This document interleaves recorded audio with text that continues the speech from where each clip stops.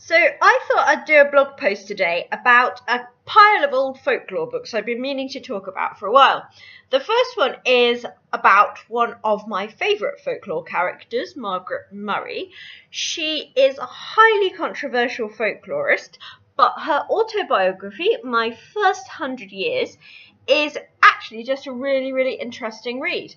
She starts off telling you about her life in India, her adventures as an Egyptologist, what she did as a sort of feminist at UCL, and her experiences as one of the first female academic Egyptologists.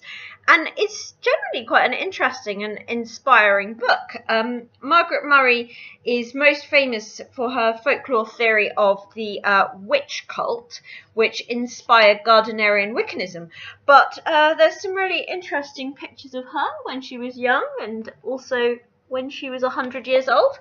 And one also really interesting picture of her unwrapping a mummy in front of a crowd, I think it was at Manchester. So yeah, the book's just really an interesting read. It goes through right up to her 100th year. It doesn't talk that much about her theories of the witch cult, which is highly controversial and she's best known for, which might indicate that towards the end of her life she was aware of how controversial it was and she didn't really want to mention it. Another book I found that was really interesting is another autobiography called A Jersey Man in Oxford by Marrett. He was president of the Folklore Society during the period of the First World War. And why this book really interested me was because he is a Jerseyman, and I grew up in Jersey, and he lived at La Hole Manor, just down by St Albans, which is this huge manor house.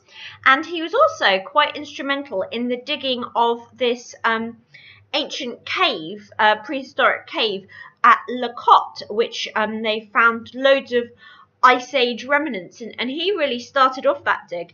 And he's got some really interesting little tales in the book. One of my favourite was this story of when he was trying to get back to England in 1916, and he got stuck in the Alderney races for about a week while all these German submarines during the First World War were attacking the passenger ships, and how difficult transport between Jersey and the mainland was.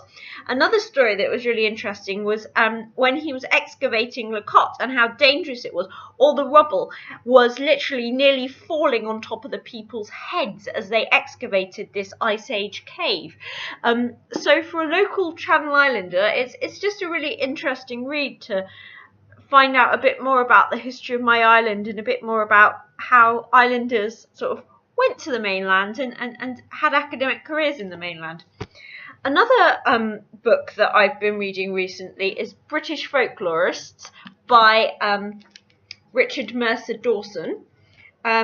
He is one of the key sources for my PhD thesis, and he just takes sort of folkloriography, as I say, and takes each folklorist and goes through what they studied from the outset of antiquarianism right through until, as he sees it, the decline of British folklore during the First World War.